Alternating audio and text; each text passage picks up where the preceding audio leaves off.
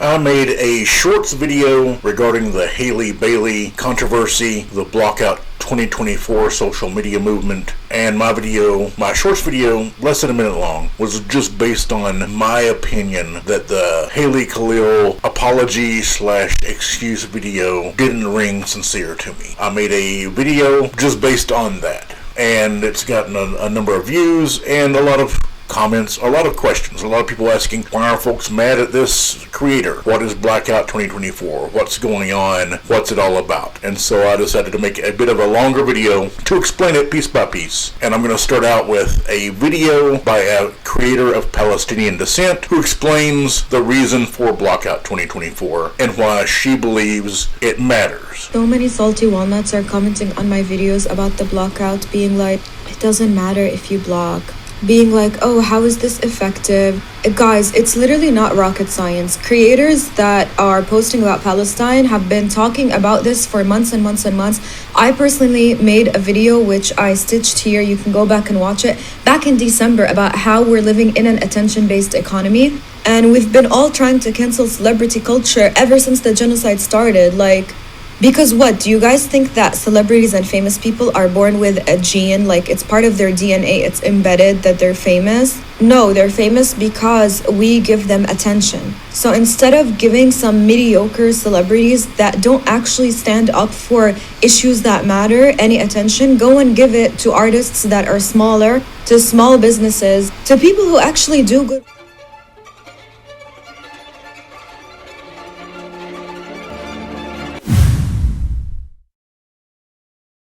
So what's the video I made? I'll play the entire shorts for you. It's less than a minute long. I made a video just based on my opinion that the apology video Haleyy Baylee, Haley Kalil made did not ring sincere to me. Just my opinion. But this is the video that I created. Let them eat cake. I was not invited by Anna Wintour. I did not hold an actual invitation to the Met Gala. I am so sorry. Received that way. I never, ever would have used it because I'm not elite. I'm a normal person. My dumb self, I am so sorry. I'm so stupid. I don't know the right thing to do or say. I am not informed enough. So sorry. I am so sorry. I am so sorry. Lies come easily to you. Everyone knows that.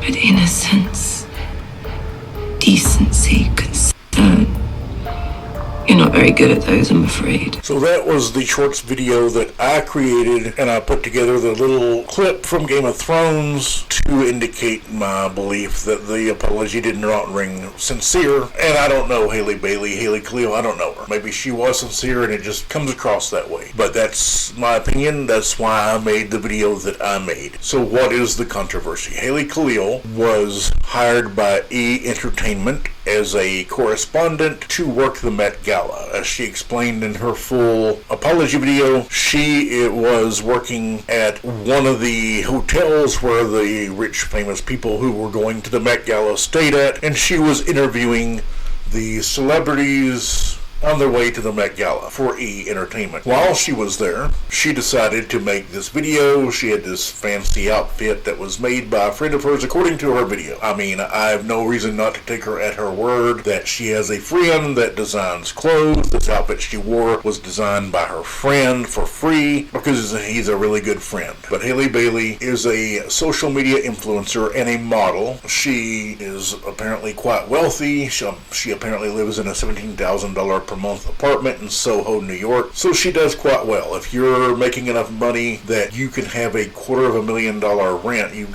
look at the year ahead and say, I've got to make $250,000 just to pay my rent. But you're doing pretty well. But she made this video and this Marie Antoinette audio from the 2006 Marie Antoinette biopic that starred Kirsten Dunst, saying, let them eat cake. Let them eat cake was a phrase attributed to Marie Antoinette. Antoinette. Haley Kalil did the video in New York while she was working the Met Gala. She posted it on her social media, and it started a backlash. And the backlash turned into what is Blackout 2024, which is people wanting to unfollow celebrities who chose to attend the Met Gala for this year. And some people just wanting to unfollow celebrities altogether, take some of their power away, or what have you. Haleyy Baylee was, as one person on Twitter said, the last straw in this whole thing. This is the tweet that was put forward. The point is they've been ignoring the genocide in Palestine, and the tone-deaf let them eat cake video was the last straw. That's basically this ex-Twitter person's explanation of why Haley Kalil, Haleyy Baylee on TikTok, got caught up into this whole mess. It was the straw that broke the camel's back, or whatever. It was the crack that broke the dam. And she became the catalyst for this Blackout 2024 for doing her Marie Antoinette Let Them Eat Cake audio meme, which was it's been a popular meme on TikTok. A lot of other people have done it, and so you have some people,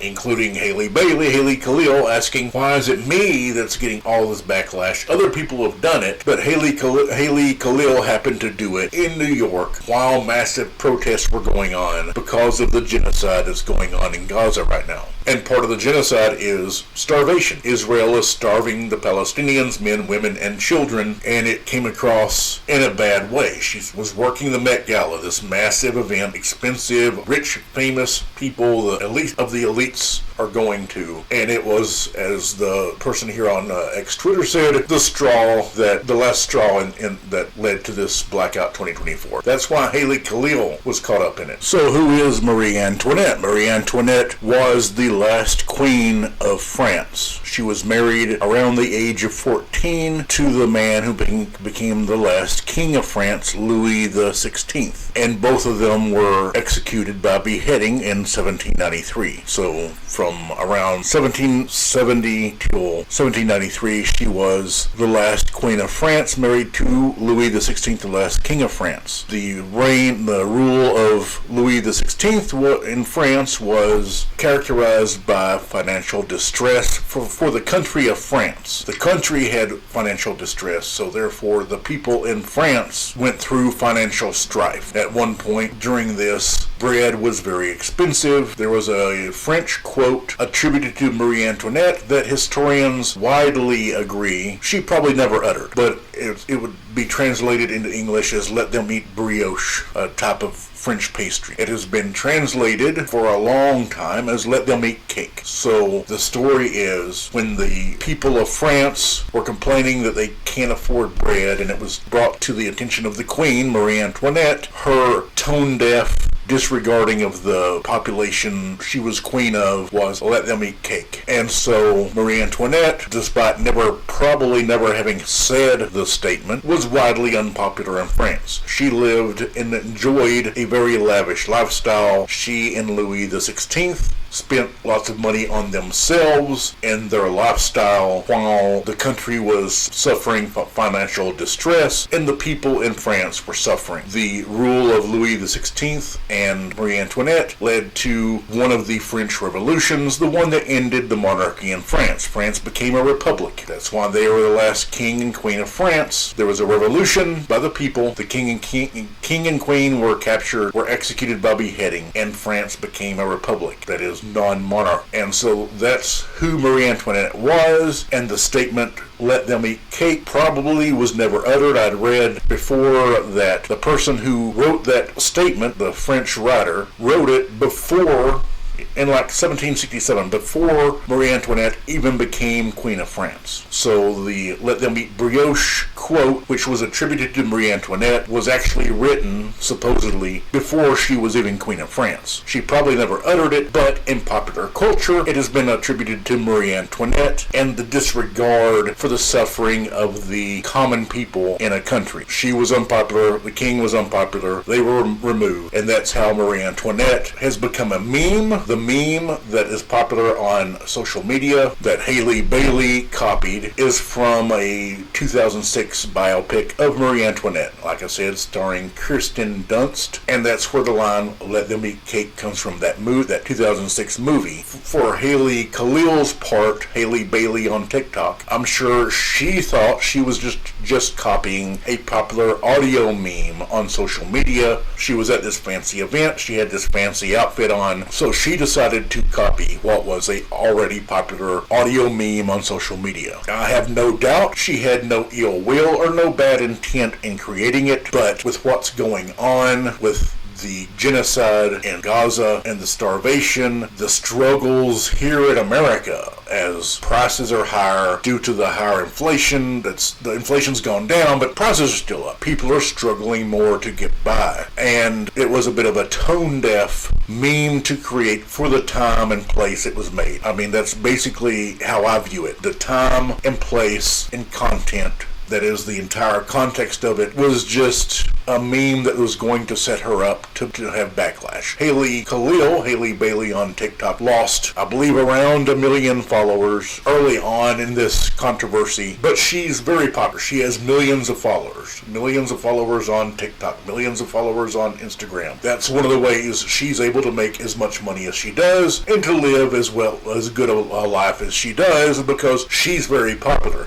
Being a model and having millions of fans on social media, I'm sure it helps her make more money, because companies will try and get this attractive young, I believe she's in her early 30s, model to advertise their brand, their products, because she already has millions of fans. So the millions of fans on social media translate to money in her career as a model, being able to get jobs, get money for promoting products, brands, whatever. She made her apology video that I made my shorts about, which my shorts was just stating my opinion that I did not feel that her apology was particularly sincere. Maybe I'm wrong. Like I said, I don't know Haley Kalil. She doesn't know me. She will never know who I am. Even though I've done 2 videos now on her. I have a very small footprint on social media, and she doesn't know me. I don't know her. Maybe she was sincere, was trying to be sincere. Maybe she hurriedly made the apology video because of all the backlash she was receiving on social media. Perhaps the way it came out, it felt insincere to me. So that's who Haleyy Baylee is. That's who Marie Antoinette is. And so what's the Met Gala? The Met Gala is a very exclusive, extremely exclusive event held in New York at the Metropolitan Museum of Art. I believe they hold it at the Met every year, and as you can see, you have various celebrities from various areas. You have people who are from politics, from entertainment, whether acting, music. You have people from the fashion industry, fashion designers, models, politicians, wealthy, prominent people. In order to go to the Met Gala, you have to be personally invited by this woman named Anna Wintour, who is, I believe she's still running Vogue, the magazine. She's the CEO, I assume, of Vogue, and she is a very prominent person in the fashion world, perhaps the most powerful person in the fashion world. In order to go to the Met Gala, you have to be personally invited by Anna Wintour. For this year's gala, 2024, the tickets cost $75,000. So that is, you have to be personally invited by Anna Wintour to pay $75,000 to go to this event. And beyond that, the people who go have these expensive outfits designed by famous designers that are extremely expensive to wear to go to the expensive event. So you have the expensive event, $75,000 per ticket, then the clothes, which can cost easily into the 6 figures for these people who are going to this event. It's a very elitist event. That's the way people view it. I don't know that there's any other way to view it. When it's a personal invite only, I think they keep the attendance below 700 people, and this year I believe there was around 450 people who were invited to go to the Met Gala. So out of billions of people on the earth, there were 450 rich, elite people from entertainment, fashion, politics, what have you, business, that were invited to go to the Met Gala. Anna Wintour, in this image, is the woman with the bob haircut and the dark sunglasses on the left side of the picture. She's the woman who runs the Met Gala, and she's the one who chooses who gets to go. That's one of the reasons I'm assuming why she's so powerful in the fashion world. This is considered the biggest fashion fashion event of the year, probably one of the biggest events of the year for the wealthy elites to go to. Now, the Met Gala itself is a fundraiser. It's a fundraising event. It's not like Anna Wintour is becoming extremely wealthy by taking all this money that people are spending. It's all a fundraiser. So it is a charitable event itself. And a larger deal is made of it than should be. I mean, the thing is, if no one paid attention, if people that didn't go to gawk at the famous people in the expensive outfits, if the media didn't show up to snap photographs of all the rich people in their fancy outfits, would it really matter? Would people even go if it wasn't such a big deal? So the Met Gala is held in New York. Haley Kalil, who did her bit for E! Entertainment working the Met Gala, she didn't, in her apology video, she explained she did not attend the gala. She went to do interviews for E! Entertainment, and that's how she ended up there in that fancy outfit, which she made the video of wearing. So what's the context of Gaza?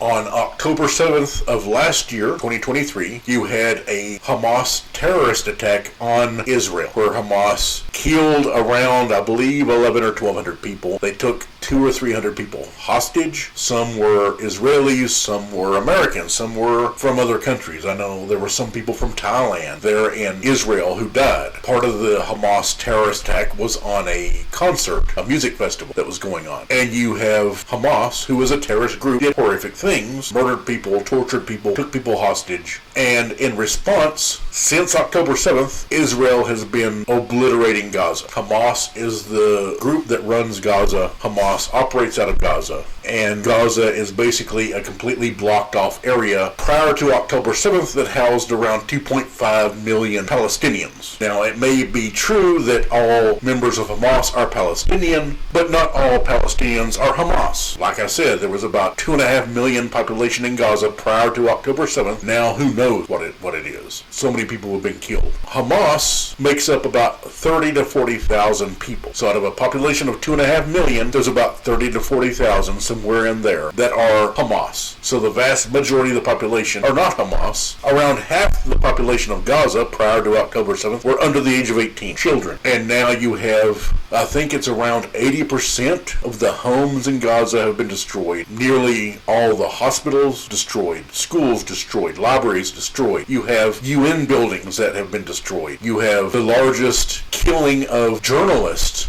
of any modern conflict. Well over 100 journalists now have been killed by the IDF, by the Israeli Defense Forces that are doing this violent, crazy onslaught of Gaza. So in response to the terrorist attack by Hamas, the right-wing Israeli government, led by Benjamin Netanyahu, used that as an excuse to just start willy-nilly murdering Palestinians. The last number I saw was around 36,000 Palestinians killed. That's the best estimate, and now there's no infrastructure in Gaza to tally deaths. So now it's whatever it is. I assume well over 40,000, possibly over 50,000. Once you clear out the rubble, I mean, most of the buildings have been destroyed there. Once you clear out the rubble, there's going to be more people dead that are found. So you have however many dead now. I would guess somewhere in the 50,000 range. Around 90% or more are just Palestinian civilians, men, women, and children. The last count I saw was about 25 out of around 34 to 36,000 people killed in Gaza. Around 25,000 were women and children. Women and children made up about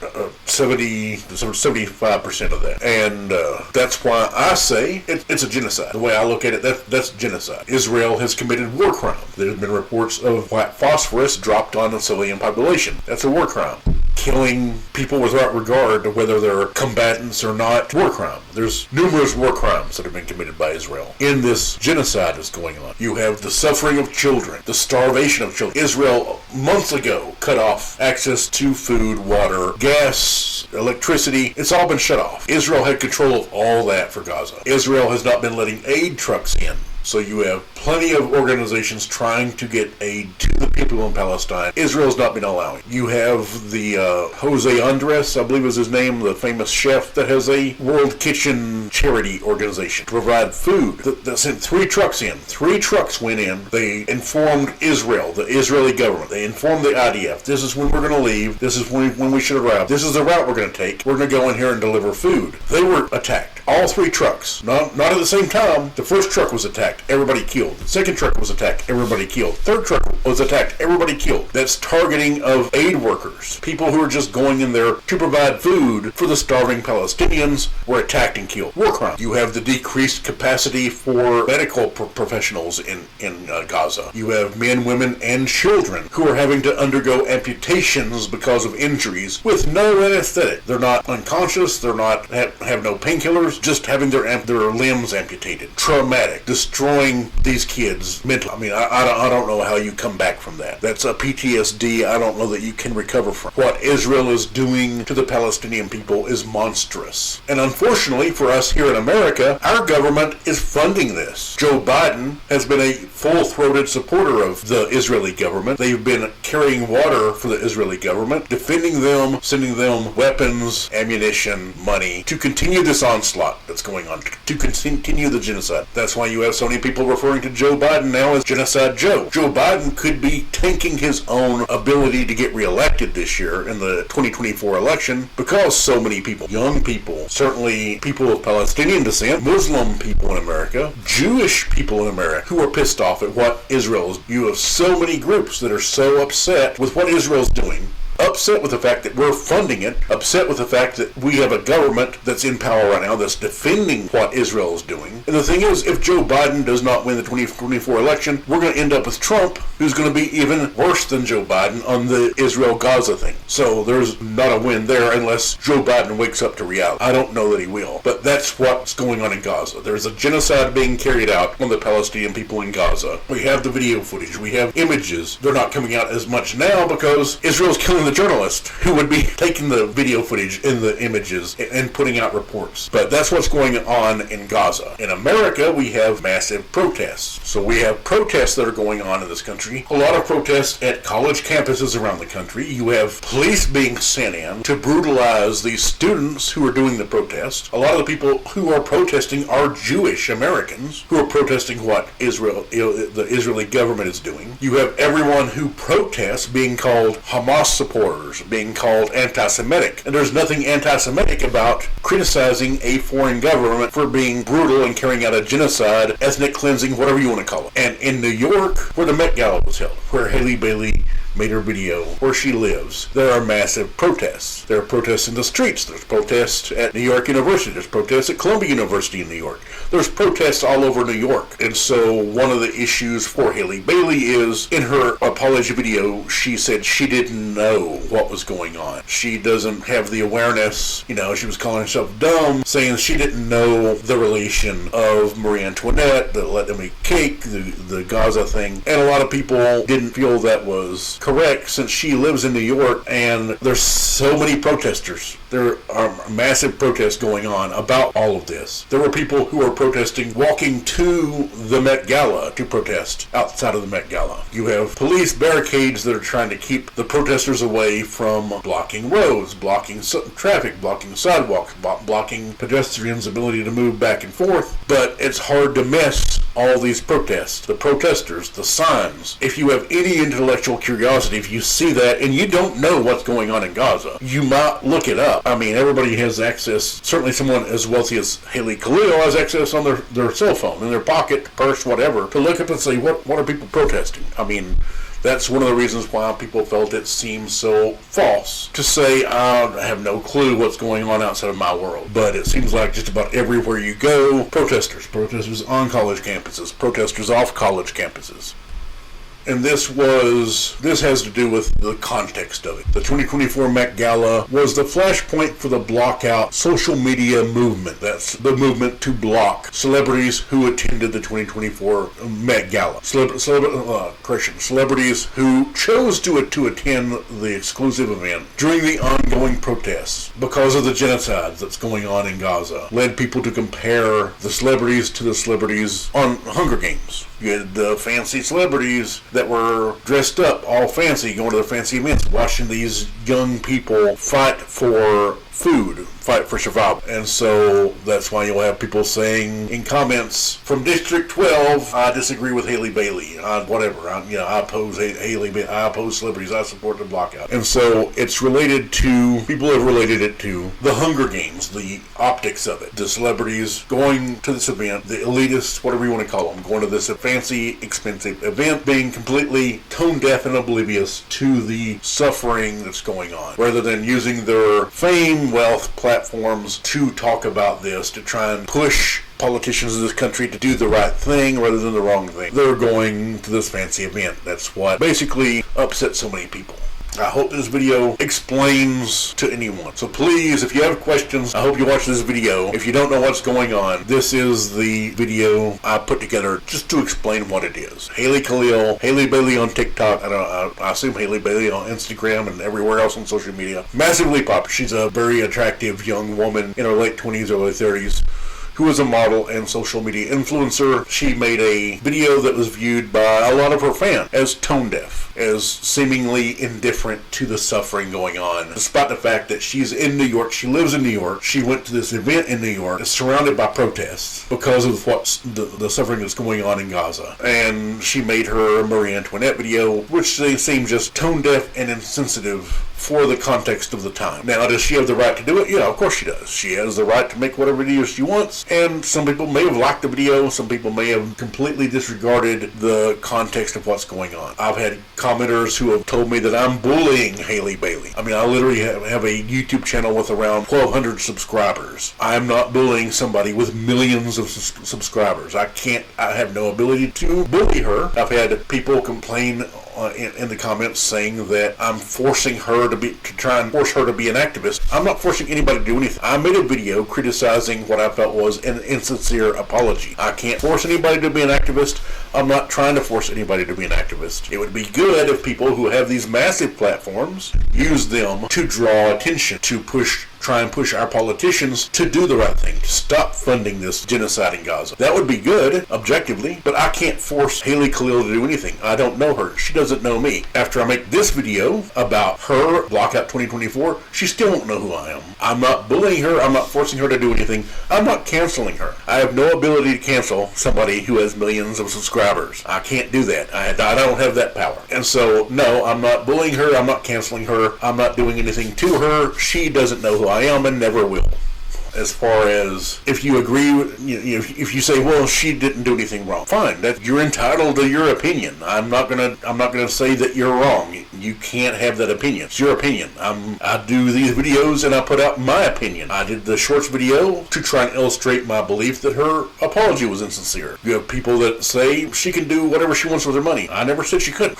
I mean, people complain about her living in a $17,000 a month apartment. That seems insanely expensive to me, but I don't live in New York City. I don't live in Soho, and I don't make it anywhere close to enough money to pay that kind of rent. Yeah, if you make insanely large amounts of money, you can pay however much rent you want. I don't see why you wouldn't buy a house if you got that kind of money to throw around, but that's just me. And no, I'm not forcing her to do anything. I'm not bullying her. I can't bully somebody who's way more massively popular online than I am. It's like saying that David was bullying Goliath.